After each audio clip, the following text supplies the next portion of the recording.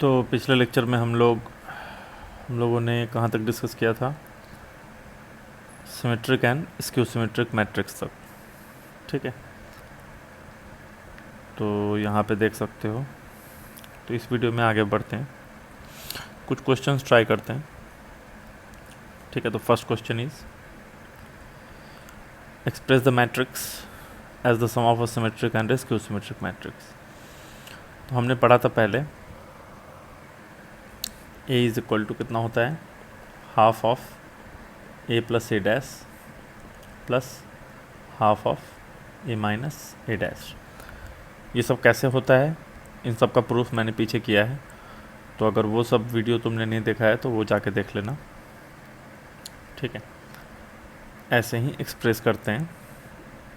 ये वाला पार्ट जो होता है ये सिमेट्रिक होता है और ये वाला पार्ट स्क्यू सिमेट्रिक होता है। अब ए डैश कैसे लिखेंगे? तो ए डैश किसी भी मैट्रिक्स का ट्रांसपोज कैसे लिखते हैं, उस मैट्रिक्स में जो रोज एंड कॉलम्स है उसको आपस में इंटरचेंज कर देते हैं। ठीक है, तो जैसे ए का फर्स्ट रो क्या है 3, -4, 3 -4, तो ए डैश का फर्स्ट कॉलम हो जाएगा 3 -4। ए का सेकेंड रो है 1 -1, तो ए डैश का सेकेंड कॉलम हो जाएगा 1 -1। ये डैश आ गया, तो अब ए प्लस ए डैश निकालो।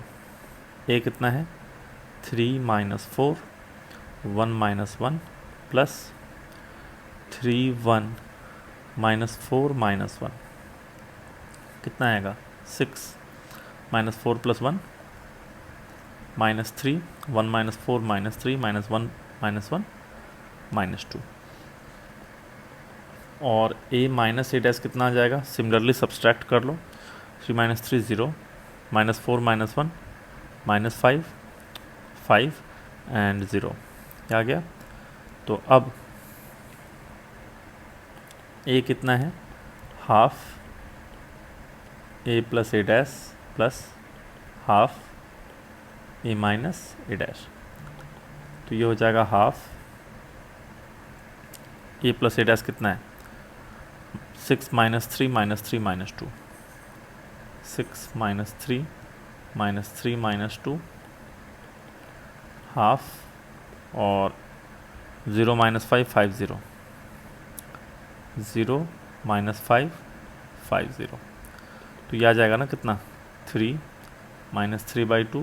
बेसिकली ये जो हाफ है उससे सारा एलिमेंट मल्टीप्लाई हो जाएगा, जो होगा -3/2 -1 प्लस 0 -5/2 5/2 0। ठीक है, ये हो गया आपका ए। तुम देख सकते हो कि जो फर्स्ट वाला मैट्रिक्स है ये सिमेट्रिक है और ये जो सेकेंड वाला मैट्रिक्स है ये स्क्यू सिमेट्रिक है, और इन दोनों को जब ऐड करोगे तो वो ए के बराबर आ जाएगा। नेक्स्ट क्वेश्चन सिमिलर टाइप का क्वेश्चन है, A is equal to this, express A as the sum of a symmetric and skew symmetric matrix. Same question, तो we will use A is equal to half A plus A dash plus half A minus A dash.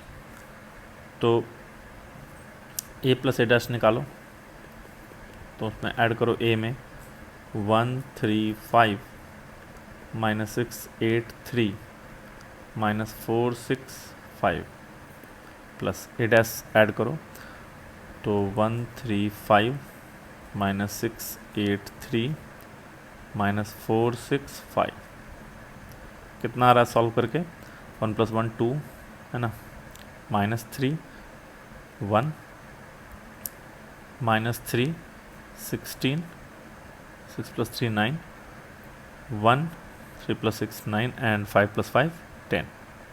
A plus A dash आ गया। Similarly A minus A dash निकालो, तो वो आएगा 1 - 1 0 -9 9 -9 0 -3 -9 3 and 0। ठीक है, तो बस ए कितना हो जाएगा, half of A plus A dash लिख दो, 2 - 3 1 ऊपर लाया है हमने सॉल्व करके, -3 16 9 1 9 10 प्लस हाफ ऑफ 0 -9 9 -9 0 -3 -9 3 0। ठीक है, अभी डिवाइड तो तुम कर ही सकते हो।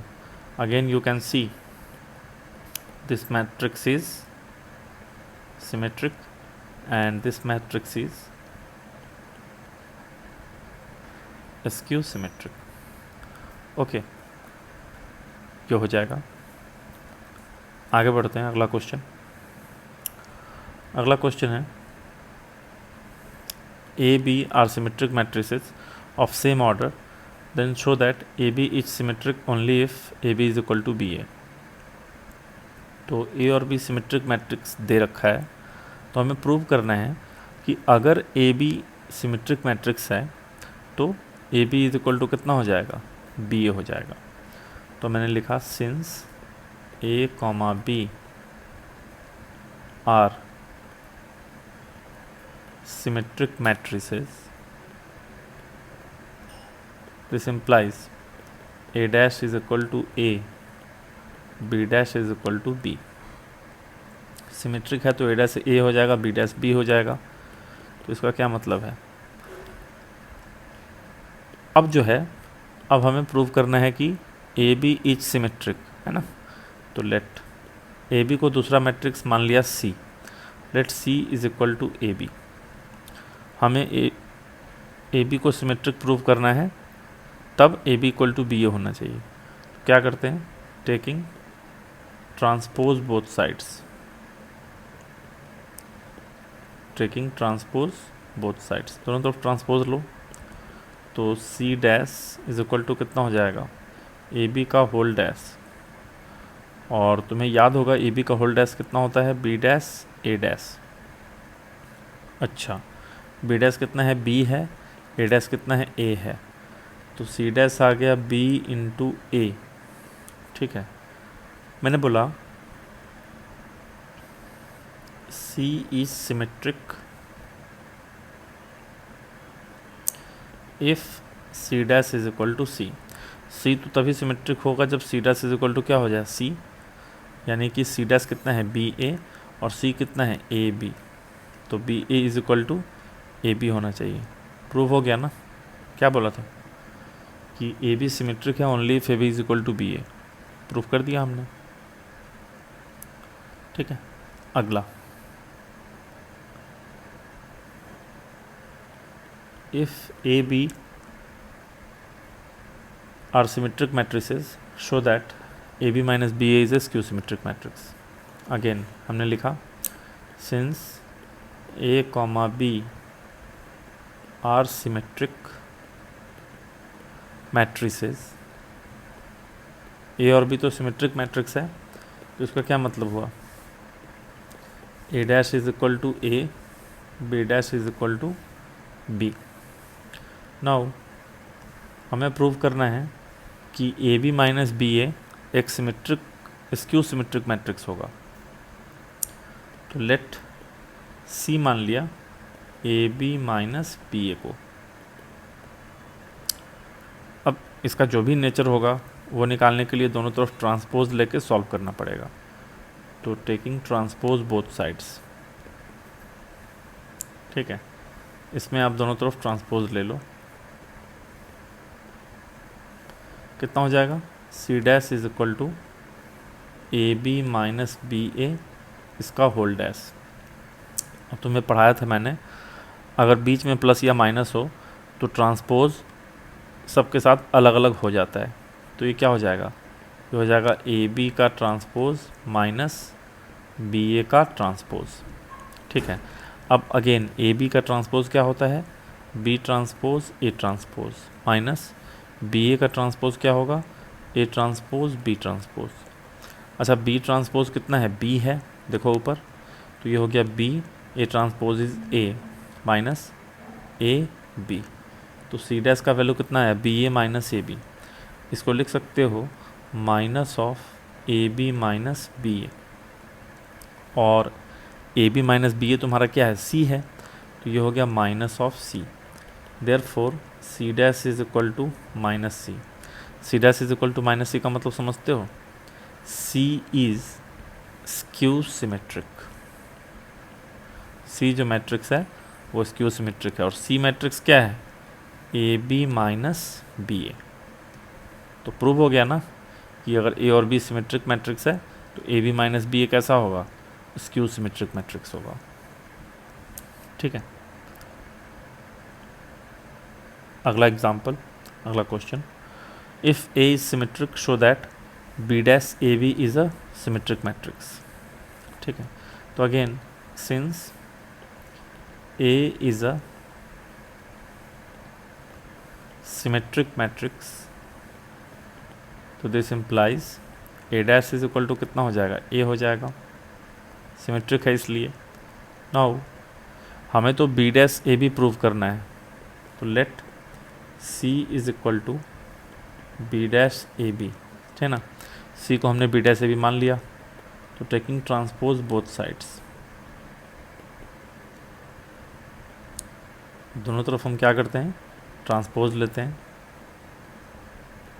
तो कितना होगा, C dash is equal to B dash A B का होल ट्रांसपोज, और तुमने पढ़ा होगा reversal order, B dash A B का होल ट्रांसपोज क्या होगा, लास्ट वाले से शुरू होगा, B transpose A transpose B dash का ट्रांसपोज, यानी B transpose A transpose B.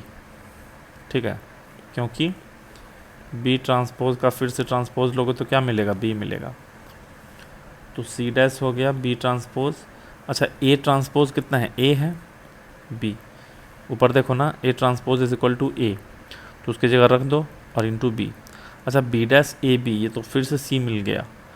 अच्छा तो इसका ये मतलब है C dash is equal to C, इसका मतलब है C is a symmetric matrix.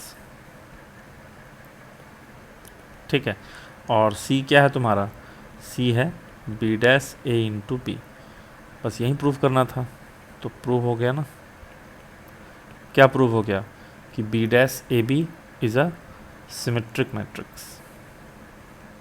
और एक क्वेश्चन देखते हैं, ये क्वेश्चन आपके सीबीएसई बोर्ड में पूछा हुआ है, A is equal to 1 2 3 right A dash, A कितना है 1 2 3, इस मैट्रिक्स में एक रो है और 3 कॉलम है, तो ए डैश कितना हो जाएगा, इसमें 3 रो होगा, एक ही कॉलम होगा, ये जो 1 2 3 इसका फर्स्ट रो है, इसका फर्स्ट कॉलम हो जाएगा। ठीक है, तो ये कितने ऑर्डर का मैट्रिक्स है, 3/1। अच्छा मैंने पढ़ाया था तुम्हें कि अगर m/n मैट्रिक्स को तुम n/p मैट्रिक्स के साथ मल्टीप्लाई करोगे तो तुम्हें कौन से ऑर्डर का मैट्रिक्स मिलेगा, m/p का। तो देखो यहाँ एक ऑर्डर कितना है, एक ऑर्डर है 1/3, और इसको तुम मल्टीप्लाई कर रहे हो ए डैश के साथ, यानी 3/1 के साथ, तो तुम्हें कैसा ऑर्डर का मैट्रिक्स मिलेगा, 1/1 का।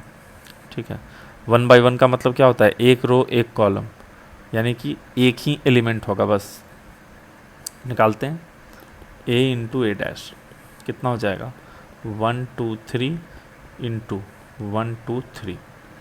अब ये मल्टीप्लिकेशन का क्वेश्चन है, मल्टीप्लिकेशन कैसे करते हैं वो मैंने पीछे वीडियोस में पढ़ा रखा है, मल्टीप्लिकेशन ऑफ अ मैट्रिक्स में, वो जाके देख लो। तो ये हो जाएगा 1 into 1 plus 2 into 2 plus 3 into 3, यानी 1 प्लस 4 प्लस 9, यानी मैट्रिक्स के अंदर 14 आ जाएगा, यही तुम्हारा आंसर हो जाएगा। तो बस इसके बेसिस पे यू कैन सॉल्व, है ना, transpose of a matrix exercise. जो ट्रांसपोज ऑफ अ मैट्रिक्स वाला एक्सरसाइज होगा वो आप सॉल्व कर सकते हैं। ठीक है।